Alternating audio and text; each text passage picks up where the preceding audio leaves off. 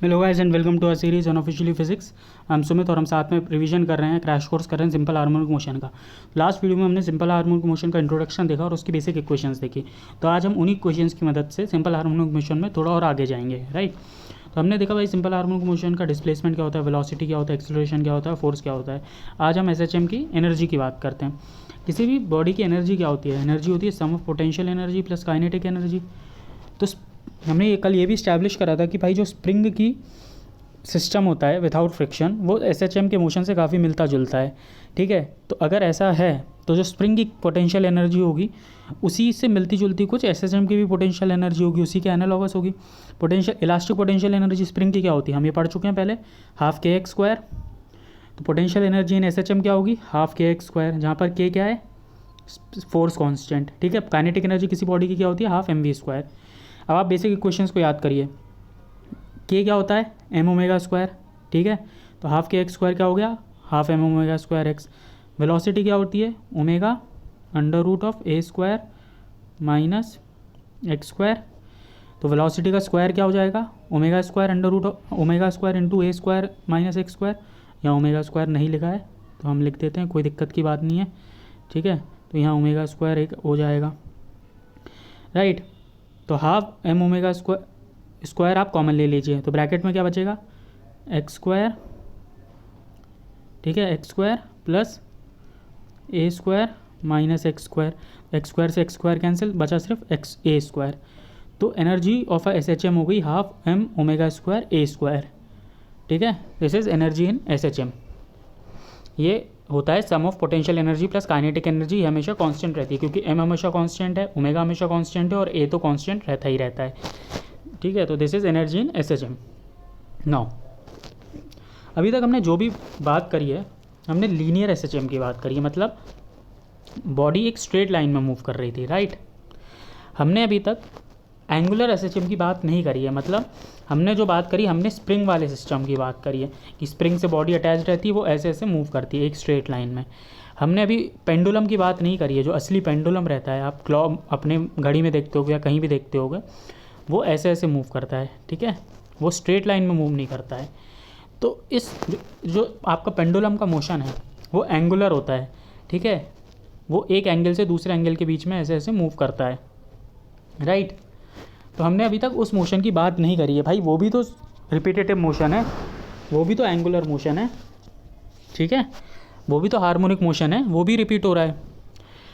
तो जिस तरह हमने सर्कुलर मोशन जब हमने पढ़ा था तो हमने लीनियर मोशन और सर्कुलर मोशन के बीच में एनालॉजी का यूज़ करते हुए पढ़ा था, उसी तरह हम इसको भी समझेंगे। देखिए आपने वो बेसिक इक्वेशन समझ लिए हैं, अब उन्हीं से मिलती जुलती कुछ इक्वेशंस रहेंगी जो हम समझने की कोशिश करेंगे। लीनियर मोशन में फोर्स की इक्वेशन क्या रहती है, F is equals to minus K X. Circular angular S H M में टॉर्क की बात करेंगे, ठीक है। तो टॉर्क की इक्वेशन हो जाएगी माइनस के थीटा, ठीक है, एक्स की जगह थीटा हो गया और फोर्स की जगह टी हो गया। एक्सेलरेशन क्या होता है, माइनस ओमेगा स्क्वायर एक्स, इसमें हो जाएगा अल्फ़ा हो जाएगा माइनस ओमेगा स्क्वायर थीटा। इसको D V by D T लिखा था, इसको आप D omega by D T लिख दो, ओमेगा को डी थीटा बाई डी लिख दो, डी टी लिख दो, तो हो जाएगा D square theta by D square T, ठीक है। अल्फ़ा यही होता है, सर्कुलर मोशन में हम देख चुके हैं। फोर्स के बीच में ऐसी ही हो जाएगा एनालॉजी, एक्सेलरेशंस के बीच में ऐसी हो जाएगी। एक्स पढ़ा था A sine omega T plus delta, तो थीटा हो जाएगा theta naught sine omega T plus delta. यहाँ थीटा नॉट क्या हो जाएगा, मैक्सिमम एंगल, ए क्या था, एम्पलीट्यूड, तो ये हो जाएगा मैक्सिमम एंगल जो ट्रैवल कर रहा है, ठीक है। जैसे स्प्रिंग है वो इस पॉइंट से इस पॉइंट के बीच में ट्रैवल कर रही है, तो ये जो मैक्सिमम एंगल है थीटा नॉट, ये वाला थीटा नॉट है, ठीक है। ओमेगा वही है, एंगुलर फ्रिक्वेंसी, डेल्टा वही है, फेस कांस्टेंट। इसको डिफ्रेंशिएट कर दो तो ओमेगा क्या हो जाएगा, मतलब वेलोसिटी क्या हो जाएगी, एंगुलर वेलोसिटी क्या हो जाएगी। इसमें ओमेगा नहीं, हमने एक ये वाले सिंबल का यूज़ करा है, राइट, ओमेगा का यूज़ करा है क्योंकि ये जो है, ठीक है, ये ओमेगा तो आपकी एंगुलर फ्रीक्वेंसी, अब इसी से तो हम इसको डिनोट कर नहीं सकते हैं, तो हमने एक दूसरे सिंबल का यूज़ कर लिया है, राइट। तो ये हो गई आपकी एंगुलर वेलोसिटी।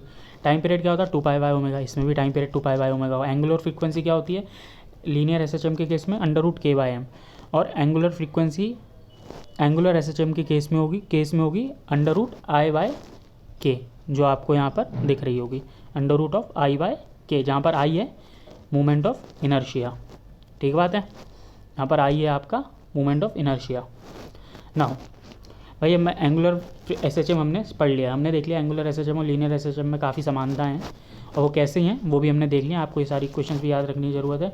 और जैसे आपने एंगुलर एसएचएम के कॉन्सेप्ट को लगा के सॉल्व करे थे क्वेश्चंस, वैसे ही जैसे लीनियर के सॉल्व करे थे वैसे एंगुलर के भी सॉल्व हो जाएंगे, कोई दिक्कत नहीं होगी। ठीक है, अब एक एग्जाम्पल ले लेते हैं भाई। एंगुलर एसएचएम का एग्जाम्पल क्या होगा? सिंपल पेंडुलम यहाँ से यहाँ मूव करता है, फिर आता है, फिर यहाँ जाता है, फिर आता है। ये आपको असली फिगर भी दिख रहा है, कुछ ऐसा होता है सिंपल पेंडुलम।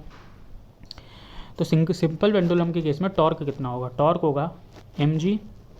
ठीक है, मान लीजिए ये एंगल थीटा है, इस पॉइंट का वो टॉर्क निकालना है। mg इंटू परपेंडिकुलर डिस्टेंस, कितना होगा परपेंडिकुलर डिस्टेंस? ये अगर l है तो l साइन थीटा, तो mg into L sine theta आपका टॉर्क हो गया। अगर थीटा स्मॉल है तो sine theta will be equal to theta, तो mg l थीटा आपका टॉर्क हो गया। और टॉर्क की वैल्यू क्या होती है? आई अल्फ़ा के बराबर होती है, राइट। टॉर्क होता है आई अल्फ़ा के बराबर। ये यहाँ थोड़ा अल्फ़ा ही है, ये ए जैसा लग रहा है, वो फॉन्ट का दिक्कत है, लेकिन है वो अल्फ़ा, राइट। टॉर्क हो गया आई अल्फ़ा, तो M G L theta is equals to I alpha. तो अल्फ़ा की वैल्यू कितनी होगी? M G L theta upon I, right. I कितना होता है? M L square. इसका इस पॉइंट के अबाउट आई कितना होगा भाई? मोमेंट ऑफ इनर्शिया अबाउट जिस पॉइंट के अबाउट रोटेशन हो रहा है उस पॉइंट के अबाउट ही लिया जाता है ना। तो इसका मास एम है, तो एम एल स्क्वायर हो गया। भाई आपने सब्सटीट्यूट करा, जैसे ही आप सब्सटीट्यूट करोगे एम एल स्क्वायर आई की जगह, ठीक है। और अल्फ़ा क्या होता है? अल्फ़ा होता है ओमेगा स्क्वायर थीटा। अल्फ़ा की जगह ओमेगा स्क्वायर थीटा सब्सटीट्यूट करो तो ओमेगा स्क्वायर की वैल्यू आ जाएगी G by L, right. Omega की वैल्यू आ जाएगी under root G by L, ठीक है। ओमेगा की वैल्यू आ जाएगी under root G by L. Time period क्या होता है? 2 pi by omega, 2 pi by root G by L, 2 pi under root L by G हो गया टाइम पीरियड की वैल्यू। तो अगर आपको टाइम पीरियड कैलकुलेट करना हो सिंपल पेंडुलम का तो आप ऐसे करोगे, या किसी और एसएचएम मोशन का करना है तो कैसे करोगे अब आपको मालूम चल गया। आप ओमेगा निकाल लो और 2 पाई बाई ओमेगा फार्मूला लगा दो। आप ये फार्मूला डायरेक्ट याद भी रख सकते हो, ठीक है। डायरेक्ट लगाने में काफ़ी हेल्पफुल रहेगा। 2 pi under root L by G simple pendulum के केस में टाइम पीरियड होता है। नाउ भाई आपने सिंपल पेंडुलम पढ़ लिया। क्या और भी टाइप के पेंडुलम होते हैं? 2 और टाइप के पेंडुलम होते हैं जो हम देखेंगे, जो हमारे काम के। पहले हम देखते हैं टॉर्जनल पेंडुलम क्या होता है। भाई व्हाट इज़ टॉर्जनल पेंडुलम? देखो लीनियर एसएचएम में क्या होता था? Straight line motion. Angular SHM में क्या होता था? इस टाइप का कुछ मोशन होता था, ठीक है। अब टॉर्शनल उसमें क्या होता है? जैसे आपको ये दिख रहा है, ये टॉर्शनल एक मतलब पेंडुलम है। इसमें क्या होगा? इसमें ये जो पेंडुलम है ये मूव नहीं होगा, ये यहीं रहेगा, ये अपनी पोजीशन पे रोटेट होगा। पहले ऐसे रोटेट होगा, ठीक है। जब एक बार ऐसा रोटेशन कंप्लीट हो जाएगा फिर वो वापस से दूसरी डायरेक्शन में रोटेट होगा। फिर जब ऐसा कंप्लीट हो जाएगा तो फिर वो वापस से ऐसे रोटेट होगा। फिर जब ऐसा कंप्लीट हो जाएगा तो फिर वो वापस से ऐसा रोटेट होगा, ठीक है। तो उसका रोटेशन का सेंस ऐसे बदलते जाएगा, राइट। फर्स्ट टाइम में ये वाला रोटेशन हो रहा है, फिर वापस उल्टा रोटेशन हो रहा है, फिर से उल्टा फिर ये दूसरा वाला ऐसा रोटेशन हो रहा है, फिर वापस से उल्टा रोटेशन हो रहा है। तो आपको जिस समझ में आ रहा होगा इसका रोटेशन कैसे होता है, ये एरो ग्रीन एरो दिखा भी रहा है। वो रस्सी अपनी ही एक्सेस पे रोटेट करती है, ठीक है, उसका मूवमेंट नहीं होगा। तो इस केस में जो टाइम पीरियड होगा वो होता है 2 pi under root I by K, ठीक है। 2 pi under root I by K, जहाँ आई है मोमेंट ऑफ इनर्शिया, ठीक है। के क्या होगा? के हो गया आपका फोर्स कांस्टेंट, ठीक है। तो this is time period of torsional pendulum, ठीक है। अब इसका डेरिवेशन कैसे होगा? इसका डेरिवेशन भी वैसे ही आएगा जैसे हमने पिछले केस में सिंपल पेंडुलम का निकाला था। आप निकालोगे तो उसका भी वैसे ही आ जाएगा।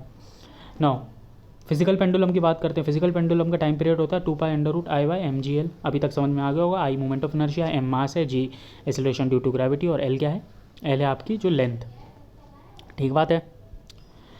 तो भाई पहली ये तो आपको फॉर्मूला है, आपको आ भी है, लेकिन आपको ये भी मालूम होना चाहिए फिजिकल पेंडुलम होता क्या है। फिजिकल पेंडुलम ऐसा बॉडी होती है।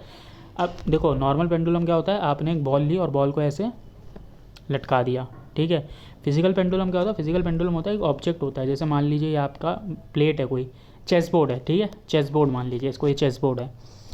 अब क्या करो, चेस के बोर्ड के बीच में आप यहाँ पर एक गड्ढा कर दो, ठीक है। गड्ढा कर सकते हो, एक होल कर दो, और होल में आप लगा दो होल। इस होल एक दीवार पे आप नेल लगाओ, कील लगाओ, ठोक दो, और उस होल को ऐसे लटका दो, राइट।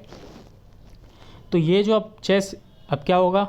आप चाहो तो चेस का मूवमेंट कर सकते हो इस बोर्ड का, इस होल के, इस इस जो कील लगाई है, जो नेल लगाई है, इसके अबाउट ये चेस ऐसा ऐसा रोटेट हो सकता है। ठीक बात है। ये फिगर में भी वही दिखा रहा है, ये बीच में ऐसा होल है, उस होल पे आपकी नेल है, कील है, और वो बॉडी ऐसे रोटेट हो रही है उस कील के अबाउट। ठीक है, अगर मैं इसको ध्यान से अच्छे से बनाऊँ तो ये बॉडी होगी, ये ऐसे रोटेट होगी इस कील के अबाउट। ये जो एक्सेस है, ये एक्सेस ऐसे रोटेट होगी। ठीक है, तो ये जो पेंडुलम होता है इसको बोलते हैं physical pendulum. This is case of physical pendulum, right. Now अब भाई अभी तो हमने बात कर ली डिफरेंट टाइप्स ऑफ पेंडुलम, सबका हमने टाइम पीरियड निकाल लिया। मान लो आपको 2 SHM गिवन हो और आपको बोला जाए इन दोनों SHM का मेरे को एडिशन करना है। ठीक है, कुछ केसेस में ऐसा गिवन रह सकता है, और बोल दिया कि भाई आपको इन दोनों का एडिशन करो और मेरे को है ना एक रिजल्टेंट बताओ, तो आप एडिशन कैसे करोगे। आप बोलोगे सिंपल है, अपने वेक्टर एडिशन पढ़ा है, लेकिन इसमें तो सर साइन है, कॉस है, फेस एंगल है, बहुत सारी चीज़ें, हम कैसे करेंगे। सिंपल है, 2 मेथड होते हैं। पहला मेथड है एनालिटिकल मेथड। एनालिटिकल मतलब मैथ्स की मदद से, ट्रिग्नोमेट्री की मदद से आप सॉल्व करोगे। कैसे, मान लो आपको 2 मोशन दिए हैं, एक्स ए साइन ओमेगा टी और दूसरा है A2 sign omega T plus delta. दोनों की एंगुलर फ्रीक्वेंसी सेम है, ये ध्यान देने वाली बात है। ठीक है ना, एंगुलर फ्रीक्वेंसी सेम होना चाहिए। ये 2 मोशन है, एक है X is equals to A sine omega T और दूसरे में कुछ फेस कांस्टेंट है, तो वो डेल्टा है। तो ये 2 मोशन आपको गिवन है, ऐड करना है। Simple, X is equals to x1 plus x2, इसी तरह ऐड करते हो ना। कैसे ऐड करोगे, अब जब इसको ऐड करोगे A1 sign omega T plus A2 sign omega T plus delta, तो भाई ये कुछ ट्रिग्नोमेट्री के फॉर्म में बहुत लंबा ऐड होगा, और फाइनली जब ऐड होगा तो इसका जो आंसर आएगा वो कुछ ऐसा आएगा, जो मैं आपको दिखा देता हूँ, जो लिखा हुआ है। ठीक है, जब करोगे आप पूरा डिराइव तो आपका यही आएगा। तो आपका जो फाइनल आंसर आएगा, जो x होगा x1 प्लस x2, उसकी वैल्यू होगी A sine omega T plus phi के बराबर, जहाँ पर A होगा एम्पलीट्यूड ऑफ रिजल्टेंट SHM और जिसकी वैल्यू होगी A1 square plus A2 square plus 2A1 A2 cos delta. यहाँ डेल्टा क्या है, फेस कांस्टेंट का डिफरेंस या फेस का डिफरेंस, डिफरेंस ऑफ फेस। ठीक है, अगर मान लीजिए यहाँ पर डेल्टा 2 होता और ये ओमेगा टी प्लस डेल्टा 1 होता, तो यहाँ पर जो डेल्टा होता वो होता डेल्टा 2 माइनस डेल्टा 1। ठीक है, अंडरस्टूड है, फेस का डिफरेंस है ये। तो आपको ए पता चल गया क्या होता है, ए स्क्वायर क्या होता है, A1 square plus 2A1 A2 cos delta plus A2 square. ठीक है, ए की वैल्यू आ गई, ओमेगा तो आपको पता ही था, और आपको बस साई फाइंड करना है। तो साई क्या होगा, टेन साई होगा A2 sine delta upon A1 plus A2 cos delta. ठीक है, ये आपका साई भी आ गया।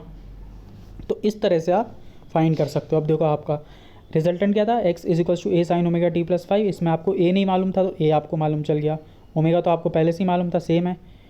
ठीक है, और साई नहीं मालूम था, साई भी आपको टेन साई भी मालूम चल गया। तो इस तरह से आपको आ गया। अब अगर मान लीजिए 1 से ज़्यादा 2 से ज़्यादा SHM दी हो, x3 भी दिया होता आपको कुछ, तो क्या करते आप प्लस x3 भी करते, और उस केस में क्या होता, पहले x1 प्लस x2 ऐड करो, फिर उसमें x3 ऐड करो, तो आपको 2 बार फॉर्मूले लगाने पड़ते। ठीक है, पहले x1 प्लस x2 ये निकालते, फिर उसमें प्लस x3 करते। ठीक है, तो फिर से उसकी इक्वेशन लगाते, फिर a को आप A1 मानते, फिर इसका जो A3 होता है x3 का, A3 sign omega T plus मान लीजिए डेल्टा डैश कुछ होता। ठीक है, तो A को A1 मानते, A3 की जगह A2 की जगह A3 रखते हैं। ठीक है, और जो साई होता, जो साई आता, साई माइनस डेल्टा को लेते आप फेस कांस्टेंट, फिर से इसकी जगह फिर सॉल्व करते, तो ये बहुत लंबा मेथड हो जाता। तो मैं एक इजी मेथड बताता हूँ आपको। एक वेक्टर मेथड है, बहुत इजी सा मेथड है।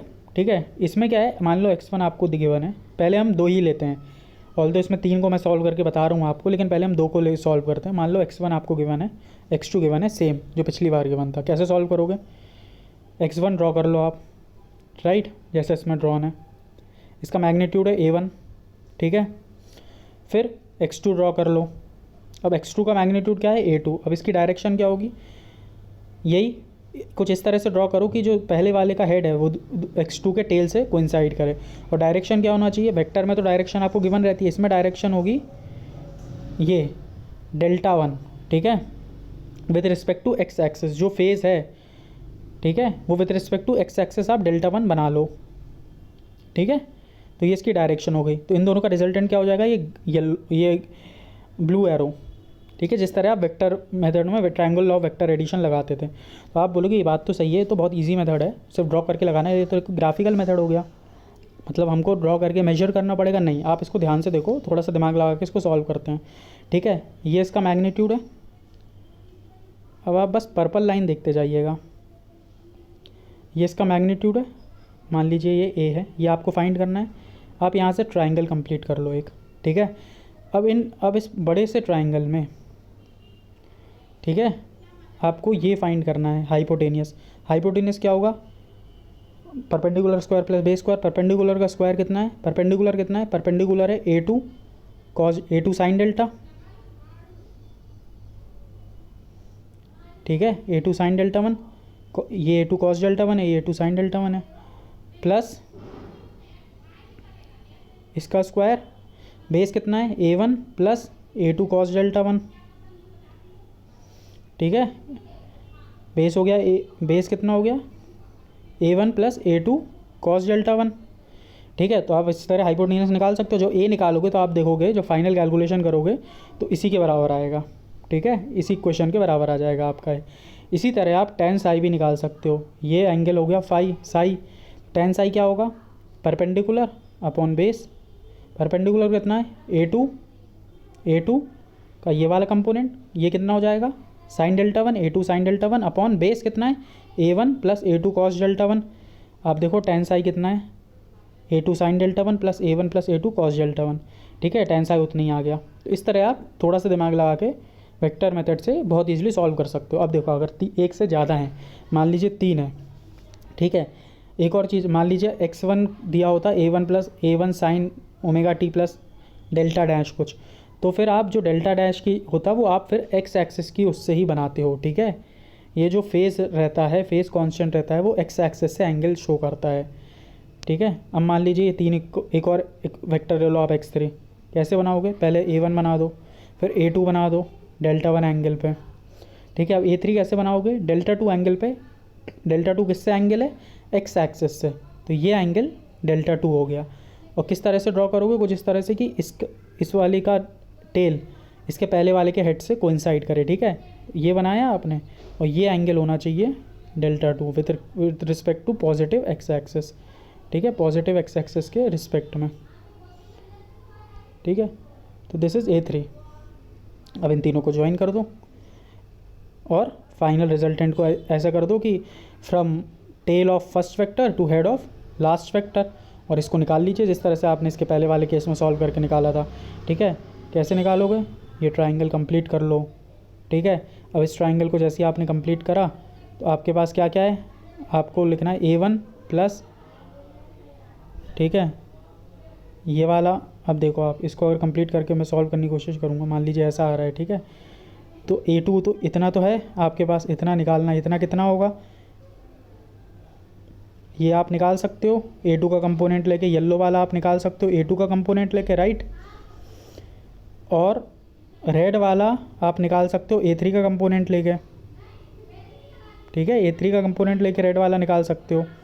तो येलो माइनस रेड करोगे तो ये जितना बचा हुआ पोर्शन था वो आ जाएगा, तो आपको बेस मिल जाएगा।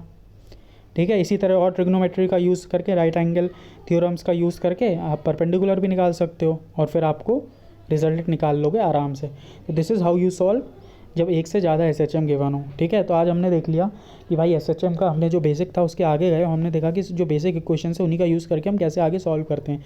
फिर हमने भाई डिफरेंट टाइप्स ऑफ पेंडुलम देखा, उनके टाइम पीरियड के फॉर्मूले देखे, और फाइनली हमने देखा जब 2 SHM हो उनको कैसे ऐड करते हैं, एनालिटिकल मेथड से और वेक्टर मेथड से। फिर हमने देखा वेक्टर मेथड से अगर 2 से ज़्यादा हो तो और कैसे आसानी से हम सॉल्व कर सकते हैं। ठीक है, मैंने आपको वो x1 A1 A2 के फॉर्म में समझाया है, तो अब आप कोई भी क्वेश्चन आ जाए, कोई भी न्यूमेरिकल वैल्यू के साथ आप सॉल्व कर सकते हो, राइट। तो guys that's it for today. हमारा SHM लगभग कंप्लीट हो गया, लगभग क्या पूरा ही कंप्लीट हो गया SHM हमारा। इसके बाद आपको कोई भी क्वेश्चन सॉल्व करने में दिक्कत नहीं होगी, बस go and practice, because practice is very important. Practice makes a man perfect हमेशा बोलती हैं लोग बात, और हमारा लॉजिक भी आपको मालूम है कि प्रैक्टिस से एरर्स एलिमिनेट होती हैं। Thank you guys, that's it for today.